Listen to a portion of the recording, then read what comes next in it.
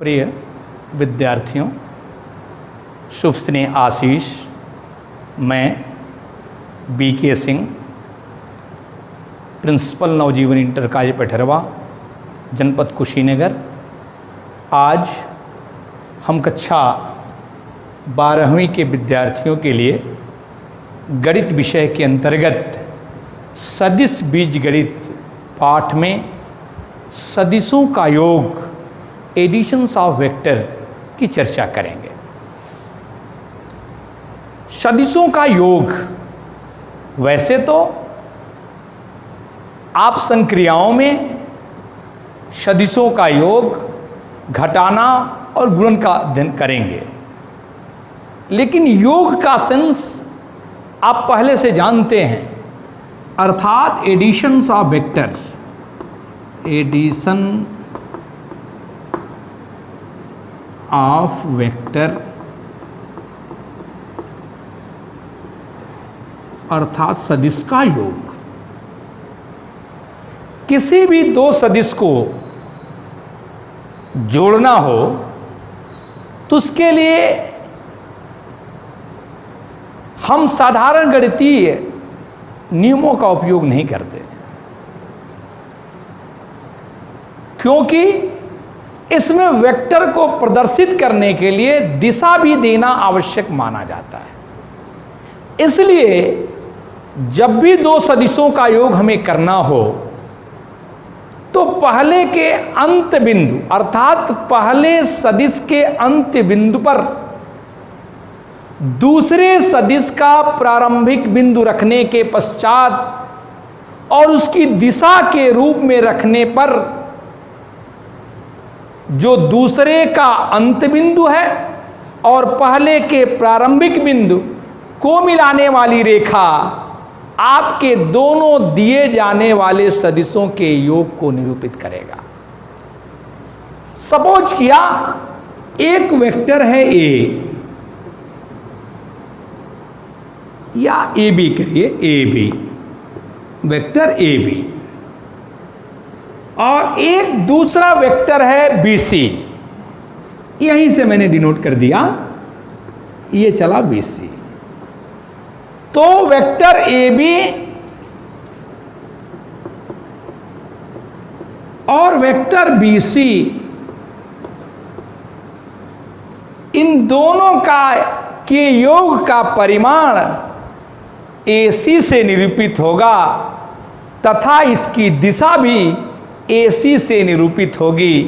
अर्थात पहले के प्रारंभिक बिंदु और पहले के अंतिम बिंदु को देखिए तो जो पहले का अंत बिंदु है दूसरे का प्रारंभिक बिंदु हमने लिखा बनाया है, और इस परिवेश में इस क्रिया को करने के पश्चात यदि पहले के प्रारंभिक बिंदु को दूसरे के अंत बिंदु को मिला दिया जाए तो जो सदिश प्राप्त होता है वह सदिश इन दोनों दिए जाने वाले सदिशों के योग को निरूपित करता है, अर्थात उनके एडिशन को निरूपित करता है।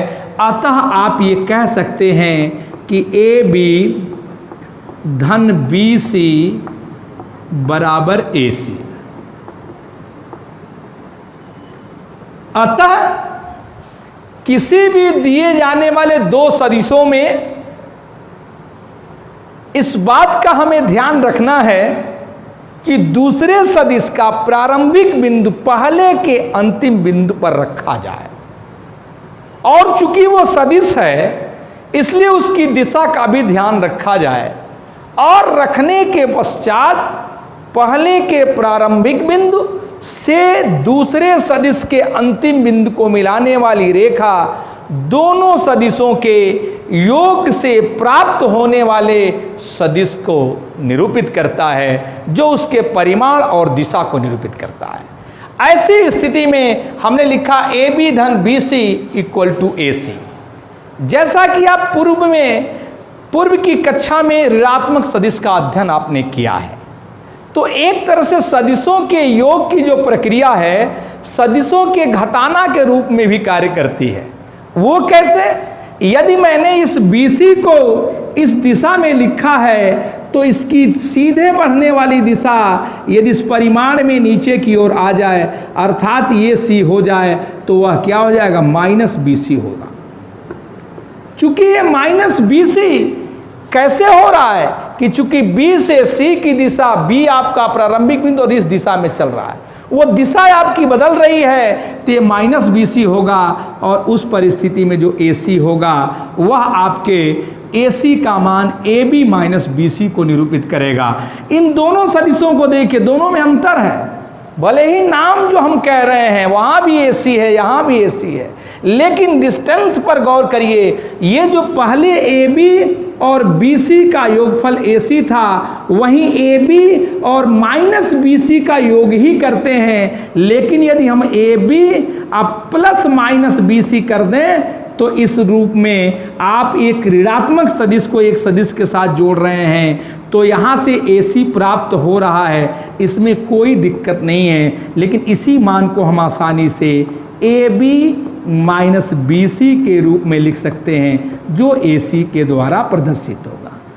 कहने का अंश ये है कि जो संक्रियाएं हैं योग की सदिशों के लिए, ठीक वही संक्रिया योग में निगेटिव के रूप में कार्य करती हैं। बस जो दूसरा सदिश है उस सदिश का जो मान है वो दिशा बदल जाती है। बी से सी इधर चल रहे हैं, ठीक उसके विपरीत दिशा ये होगी जो माइनस बी सी के रूप में होगी। इसे हम A B minus B C लिखेंगे। ये लेकिन यहाँ एक बात जरूर देखने की आवश्यकता है, गौर करने की आवश्यकता है कि यह भी ए सी है और यह भी ए सी है, लेकिन इन दोनों एसी में अंतर है। यह जो वेक्टर एसी है इसकी दिशा देखिए ये है और ये परिमाण एसी को निरूपित करता है, और दूसरे में ए बी धन बी सी के लिए यह एसी है जिसके परिमाण को निरूपित करता है। तो इस प्रकार से हम ये कह सकते हैं कि दो सदिशों के योग के लिए पहले सदिश के अंत बिंदु पर दूसरे सदिश का प्रारंभिक बिंदु रखने के बाद जो रेखा प्राप्त होती है, इन दोनों सदिशों में पहले के प्रारंभिक बिंदु और दूसरे के अंत बिंदु को मिलाने वाली रेखा इन दोनों सदिशों के योग के परिमाण और दिशा को निरूपित करता है, जिसे हम AC के रूप में जानते हैं। वैसे तो आप दो से अधिक सदिशों का भी योग पढ़ सकते हैं। उसके लिए क्या करना पड़ेगा, यहीं से आप C से D चलिए।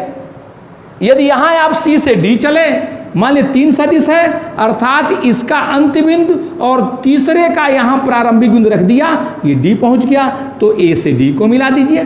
तो A से जो D को मिलाएंगे वह इस AB और BC धन CD इन सब के योग के बराबर होगा। इस प्रकार से आप कह सकते हैं जितने भी सदिश को जोड़ना हो उसमें यही प्रक्रिया करनी है। सदिश के अंत बिंदु को अगले सदिश के प्रारंभिक बिंदु एक समान करिए, फिर ये उत्तरोत्तर लागू करते चलिए। इस प्रकार से जो रेखाएं प्राप्त होंगी और अंत में जो सदिश होगा उसका अंत बिंदु और पहले के प्रारंभिक बिंदु को मिलाने वाली जो रेखा होगी वह आपके सर्वथा उसके परिमाण को निरूपित करेगी। इसी से दो नियम आते हैं, एक त्रिभुज का और एक चतुर्भुज का। अर्थात कोई भी जो ट्रायंगल्स रूल है,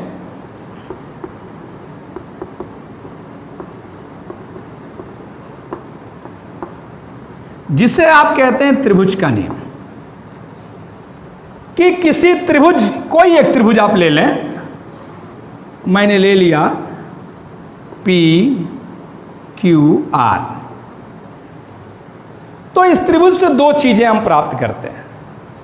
एक, यदि एक सदिश PQ है, दूसरा QR है, अर्थात PQ धन QR किसके बराबर होगा, PR के बराबर होगा, बराबर PR।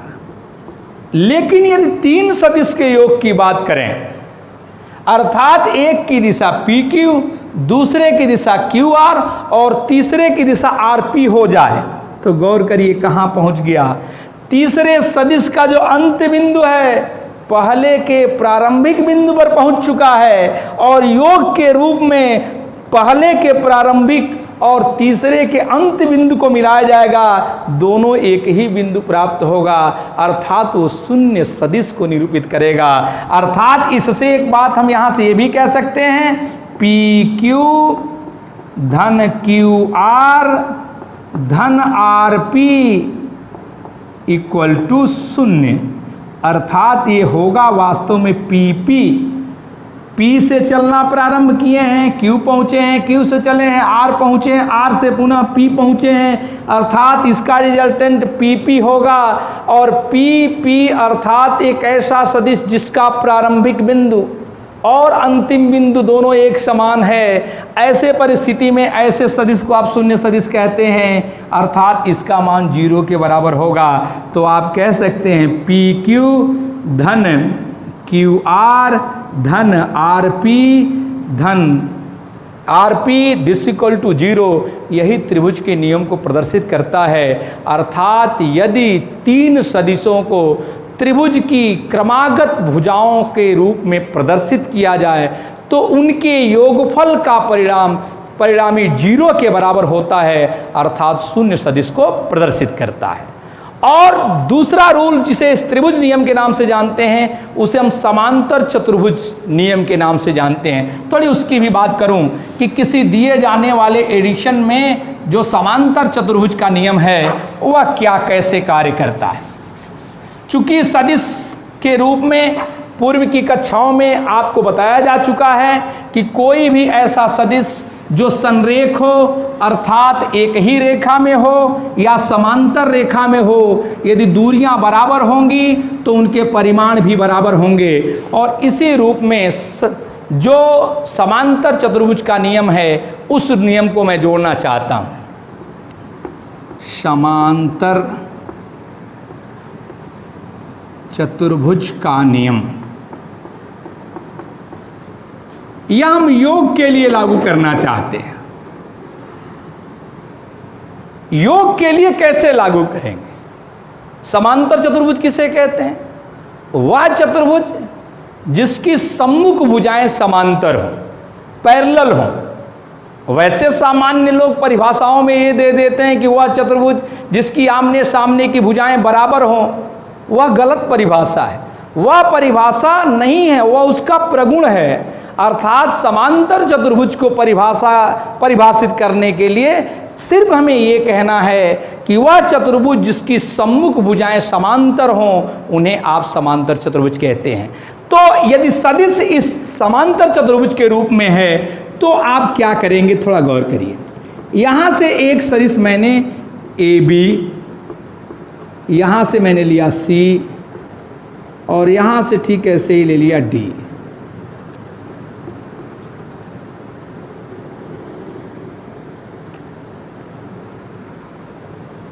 तो ये वास्तव में सी डी और ए डी या इसके हम पैरेलल खींचने का कार्य कर रहे हैं।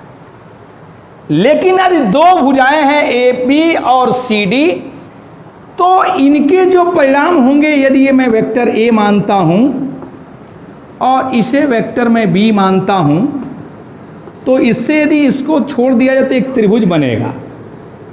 और उस त्रिभुज के हिसाब से एक तरह से आप कह सकते हैं कि यह जो AC होगा वह A प्लस B के बराबर होगा। अर्थात जो वेक्टर AC है वह A प्लस B के बराबर है। इसका सेंस क्या है? इसको हम किस रूप में परिभाषित करते हैं कि यदि 2 वेक्टरों का योग हमें प्राप्त करना है तो उन 2 दिए जाने वाले वेक्टरों के समानांतर खींचे जाने वाली रेखाओं से बनने वाला समांतर चतुर्भुज का जो विकर्ण है वह उसके प्रारंभिक बिंदु से प्रारंभ, अर्थात इनिशियल पॉइंट से जो रेखा जा रही है, जो सदिश जा रही है, वह उसके परिमाण को निरूपित करती है।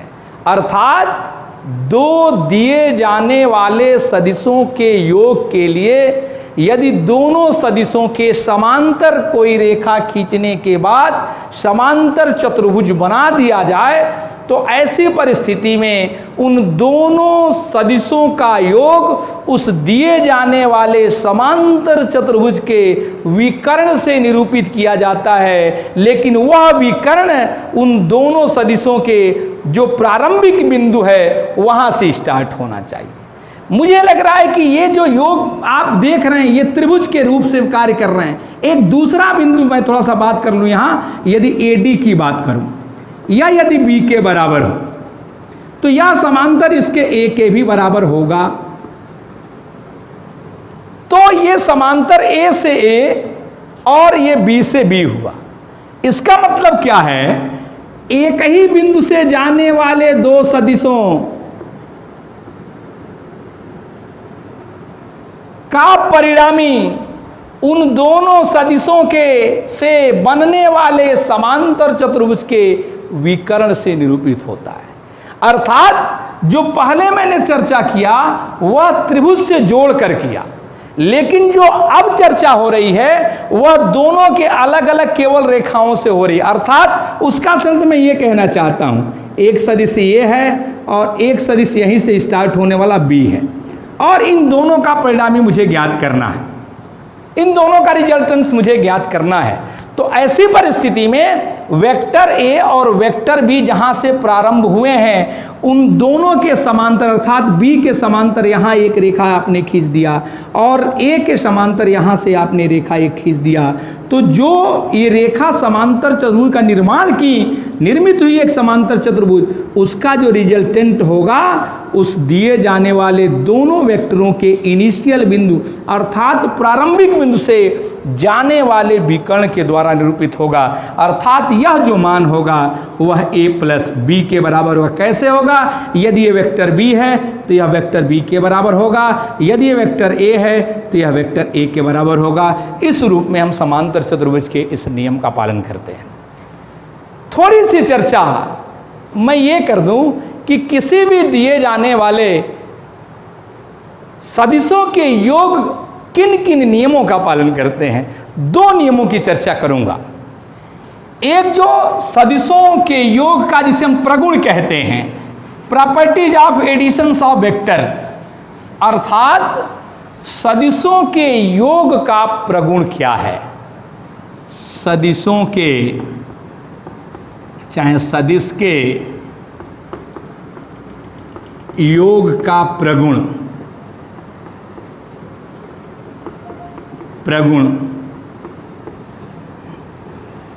ये किन नियमों का पालन करते हैं। Properties of addition of vector, अर्थात उनका क्या क्या प्रगुण है। पहला प्रगुण जिसे कहते हैं क्रम विनिमय नियम। क्रम विनिमय नियम जिसे कहते हैं कम्यूटेटिव लॉ। कम्यूटेटिव लॉ आप पूर्व में की कक्षाओं में क्रम विनिमय नियम का पालन पढ़े होंगे। A प्लस बी बराबर B plus A, 2 plus 3 equal to 3 plus 2 या 7 इंटू 5 इक्वल टू 5 इंटू 7। अर्थात क्रम के बदल देने पर यदि मान में रिजल्टेंट्स में कोई परिवर्तन नहीं होता है तो उसे हम कहते हैं कि वह संक्रिया क्रम विनिमय नियम का पालन करती है। उदाहरण के रूप में हम बात कह सकते हैं कि वो क्रम विनिमय नियम योग के लिए, गुणा के लिए, घटाना के लिए, भाग के लिए कभी कार्य करता है और कभी नहीं करता। जैसे योग के लिए कार्य करता है, क्योंकि यदि संख्याओं की बात करूं तो 3 धन 5 बराबर 5 धन 3 होता है, लेकिन मैं घटाना की बात करूं 3 माइनस 5 इक्वल टू 5 माइनस 3 नहीं होता। तो इससे पता चलता है कि क्रम के बदल देने पर यदि परिमाण में कोई अंतर न हो तो निश्चित तौर से उसे हम कहते हैं कि वो क्रम विनिमय नियम का पालन करता है। तो इसमें हम पहला वेक्टर की बात करेंगे, अर्थात A प्लस B यदि b प्लस a के बराबर हो जाए तो आप कहेंगे कि ये क्रम विनिमय नियम का पालन करता है, यदि नहीं हुआ तो क्रम विनिमय नियम का पालन नहीं करता है। ऐसी परिस्थिति में थोड़ा गौर करिए, यदि मैं कहता हूं वेक्टर a है और इसी के साथ दूसरा वेक्टर मैंने b जोड़ दिया, तो इन दोनों दिए जाने वाले सदिश a और b का योग आप देख लीजिए। यदि a b c है तो यहां से आप मिला दीजिए, वह क्या होगा, a प्लस b होगा।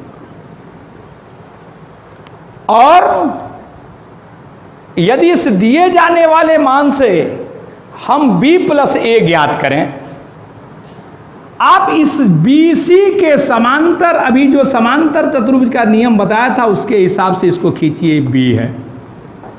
और यहां से यदि इसको खींचा, यदि इसको D मान लूं तो यह जो AD है वह B है और जो DC है वह A है।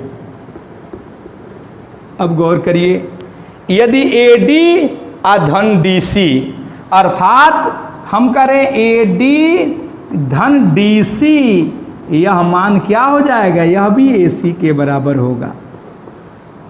क्यों होगा, क्योंकि आप देख रहे हैं A से प्रारंभिक बिंदु, D आपका अंत बिंदु, इस DC के लिए या इसका प्रारंभिक बिंदु या आपका अंत बिंदु, A से C को मिला दिया, अर्थात यह भी AC प्राप्त हुआ और यहाँ AB धन BC का मान भी AC के बराबर हो रहा है। तो इससे स्पष्ट है कि A धन B का मान B धन A के बराबर होता है, अर्थात सदिशों का योग क्रम विनिमय नियम का क्या करता है, पालन करता है। अर्थात कहीं भी कोई सदिश दे दिया गया हो, कहीं लिख दिया गया हो C धन D, तो उसे हम आसानी से D धन C भी लिख सकते हैं। ऐसा इसलिए कर सकते हैं कि इसका योग क्रम विनिमय नियम का क्या करता है, पालन करता है। और दूसरा नियम में बात करूं जिसे कहते हैं साहचर्य नियम, एसोसिएटिव लॉ, साहचर्य नियम, एसोसिएटिव लॉ, एसोसिएटिव लॉ। वैसे साहचर्य नियम भी आपने पूर्व में पढ़ा होगा, लेकिन वो सदिशों के लिए नहीं, अंकों के लिए पढ़ा होगा। तो उस परिस्थिति में एक तरह से कोष्टक का परिवर्तन है, अर्थात A plus B plus C, कोष्टक यहां B धन C में है। कोष्टक का मतलब भी समझिए, कोष्टक ऐसा नहीं कि लगाया जाता है कहीं, कोष्टक का महत्व है, कोष्टक का सेंस है उस कोष्टक में आने वाली संक्रिया को आपको पहले करना है, अर्थात पहले B धन C को जोड़ना है, तत्पश्चात इसके रिजल्टेंट को A से जोड़ना है। तो गौर करिए, ठीक इसी प्रकार से यदि मैंने एक रेखा खींचा, यहां हो गया A, यहां कर दिया B और यहां कर दिया C, तो A धन B धन C करना है, अर्थात पहले आप वेक्टर B और C को करिए। तो वेक्टर B यहां से प्रारंभ हुआ, यहां चला, यहां से यहां चला, अर्थात इसका रिजल्टेंट ये होगा, अर्थात B धन C, A B C D, अर्थात BC धन CD किसके बराबर है, BD के बराबर है, अर्थात B धन C का मान BD के बराबर है। और गौर करिए, उसमें हमें A जोड़ना है, अर्थात A वेक्टर को इस BD के साथ जोड़ देना है। तो यह मान क्या हो जाएगा, यह चूंकि मान B धन C है, इसलिए ये जो मान होगा वह A धन B धन C को निरूपित करेगा। अब हम करना चाहते हैं A धन B धन C, अर्थात हम वैल्यू ज्ञात करना चाहते हैं A धन B धन C, अर्थात पहले A और B को हम जोड़ना चाहते हैं। तो A और B के लिए देखिए, A से B चले, B से C चले, अर्थात इसका रिजल्टेंट ऐसे होगा, अर्थात वह क्या हो जाएगा, AC हो जाएगा। और जब AC में इस दिए जाने वाले सदिश AC में आप CD को जोड़िए, तो जब CD को जोड़ेंगे तो वहाँ भी AD ही प्राप्त होगा, अर्थात इस परिस्थिति में भी उसका रिजल्टेंट वही प्राप्त हुआ, अर्थात A plus B plus C आया। इससे पता चला कि यह मान A plus B plus C के बराबर है। और आप कह सकते हैं कि दिए जाने वाले तीन सदिशों को यदि साहचर्य रूप में हम व्यक्त करें तो तीनों सदिश साहचर्य नियम का क्या करते हैं, पालन करते हैं। प्रिय विद्यार्थियों, आज की क्लास में बस इतना ही, शेष अगले क्लास में। धन्यवाद।